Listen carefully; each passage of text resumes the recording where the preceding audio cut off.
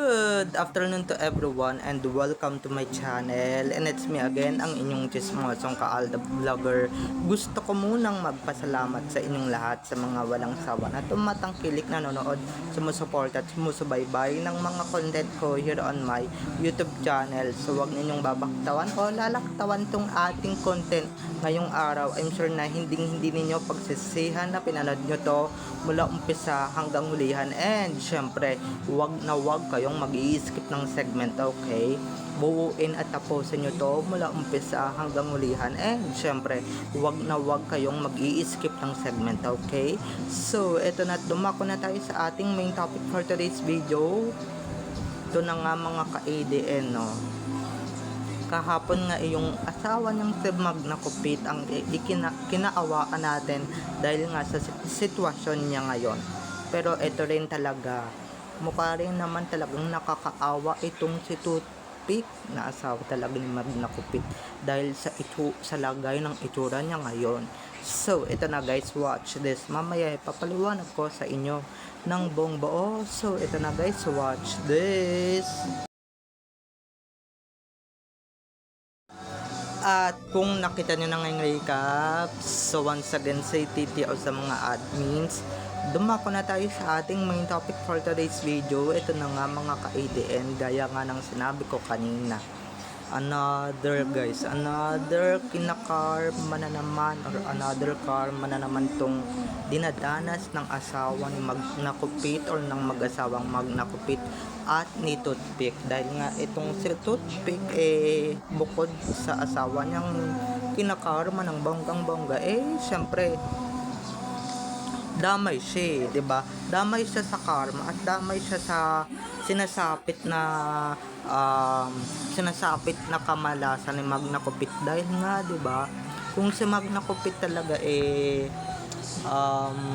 isa sa mga boss at reyna ng Zarzuela, dahil nga 'di ba, isa siya din sa mga minamalas na ng bonggang-bongga, at 'di ba, at isa din siya sa mga, kaya nga Magna Kupit yung pangalan ng sisterette ni Maine, kasi nga Magna Kupit is Magna Kupit. Dahil nga naikwento ko na yan kahapon, panoorin nyo na lang, okay? At ito nga guys, ito nga, speaking of that, kung nakikita ninyo talaga yung sitwasyon at yung pagmumukha, yung lock ng asawa ni Magna Kupit, hindi ko na lang ina-name drop kung sino yung asawa niya, no? Baka mamaya pahamak na pa ako. So yun na nga, kung makikita ninyo at mararamdaman ninyo yung asawa ni Magna Kupit, talagang talagang gano'n. Kung talagang makikita ninyo yung asawa ni Magna, ay naku guys, ni Magna Nakaw, ni Magna Kupit, ay talagang maaawa kayo. Dahil alam ko, i-describe ko na lang sa inyo. Ako guys, hindi ko talaga nakita or hindi ko talaga nakikita yung mga pictures, pero siguro bagsak at lugmok na yung pagmumukha ni Toothpick, okay? Dahil medyo din talagang minalas-malas siya sa kanyang asawa, no? Sa kanyang asawang napakaganid talaga sa pera. So at ito na nga guys, bukod dyan, kaya sila nabubuking kaya nabubuking yung Zarzuela nila, kaya nabubuking yung katarantaduhan at kagaguhan nila, 'di ba? Kasi nga itong si Toothpick, imbis na ayusin yung mga ginagawa niyang edited or yung mga project na ginagawa niyang editing, Diyos ko guys, parang grade 5 lang talaga yung nag-e-edit, no? Parang grade 5 lang talaga yung atake. Naku, kung ako sa iyo, magpabili ka ng computer or laptop, 'di ba? Or 'di ba, parang kulang pa sa knowledge to. Ako mga ka-ADN, pero mas marunong pa ako dyan mag-crop, mag-edit kesa dyan sa Kaysa naman dyan sa asawa ni Magna Kopit na akala mo naman talaga professional, 'di ba? Yung pagka-edit niya, yung mahahalata mo rin talaga na talagang si Alden talaga yung pinagpapatungan nila ng ulo ni Arjo, or si Alden talaga yung original na ulo, tapos pinatong yung ulo ni Arjo yung pagmumukha ni Arjo, 'di ba? So for short, halatang halata, Diyos ko, kung ako sa'yo, kung ako nasa sitwasyon mo, 'di ba?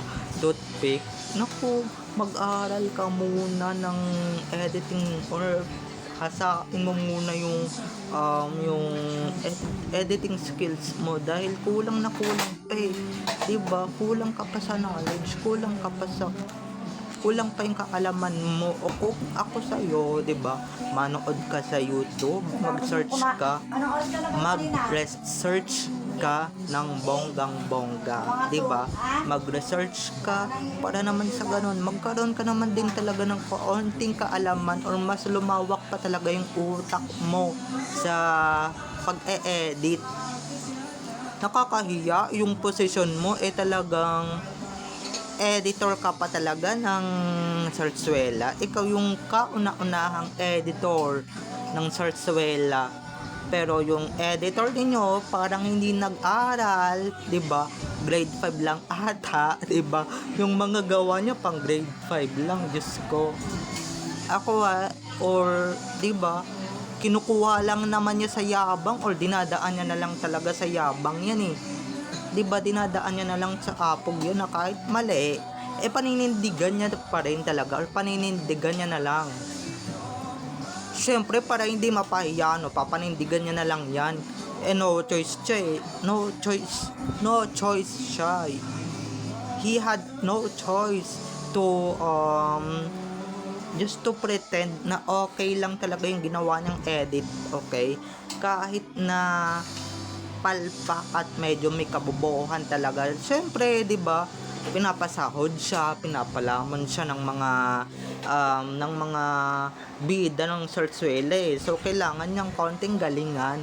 Kaso netong mga nakaraang araw at mga nakaraang siglo talagang nabubuko na talaga. At syempre, 'di ba mga ka-ADN, dito pa lang nabubuko nyo na talaga eh. At diba, halatahan nyo naman talaga na parang pang grade 5 lang. Ano yan? Diba? Ang tatanda ng mga ine-edit mo, pero yung gawa mo parang pang grade 5, grade 6 lang ha. Or parang mga schooler lang talaga. Ako hindi ako sa nagmamayabang, pero yung mga sarili kong thumbnail, minsan ako yung gumagawa. 'Di ba? Ganun talaga yung edited, or yung pag-e-edit, hindi yung mahahalata mo talaga na siya talaga, na si Alden talaga yung pinagpapatungan niya, 'di ba, or whatsoever, 'di ba? Dito sa akin, hindi niyo talaga mahahalata, 'di ba? Kasi nga thumbnail lang naman yung ginagawa ko, pero Diyos ko, nagka-crop ka ng ulo ng tao, 'di ba? Sana man lang yung katawan ginawa mong slim, 'di ba? At sana man lang ginalingan mo. Ngayon, pareho kayong napahiya ng asawa mo ngayon. Pareho kayong kinarma ngayon, 'di ba? Pareho kayong walang lalamunin ngayon, or panglamon ngayon. Kasi yung ginagawa ninyo ng edited, talagang wala na talagang mukhang maihaharap, 'di ba? Wala na rin talagang maihaharap sa inyo, 'di ba mga ka-ADN? So, 'di ba, tayo ba yung pinaglololoko na itong mga to? Talagang, 'di ba, yung edited na ito, matatawa ka na lang din talaga eh. Dahil talaga nung mga minsan napapansin ko yan, 'di ba? Yung mga edited parang hindi magaling, parang hindi pa ako satisfied. Diyos ko, hindi ako satisfied. I'm not satisfied sa mga ginawa niya. I'm not satisfied sa mga creations niya, mga palpak, 'di ba? Alam mo, kung ako sa'yo, Toothpick, kumuha ka ng mga magagaling na editors, 'di ba? Yung hindi ka mabubuking, 'di ba? Or magpaturo ka. Ay, paano nga pala kukuha ng editors wala na nga silang pera. Lubog na sila. Or kaya magpa-laptop ka, di ba? Para dun ka mag-aaral ng editing skills mo para hindi sa mga susunod na siglo kung may mga susunod pa na sarsuela, 'di ba? Para hindi ka naman mapahiya at magmukhang mangmang sa harap ng mga tao or sa harap namin, 'di ba? Yung talagang kapani-paniwala talaga yung mga edited mo na siya talaga si Arjo talaga ang kasama ni Main at hindi talaga si Alden, okay? Pero talagang kahit kailan may kabobohan ka at syempre sabaw ang utak mo, 'di ba? Sabaw ang pag-iisip mo. Talagang sino ba naglagay sa sitwasyon na ganyan? Di kayo, 'di ba? Kayo lang naman yung naglalagay ninyo sa sitwasyon na ganyan, pero try nyo kaming sisihin. Nako, 'di ba?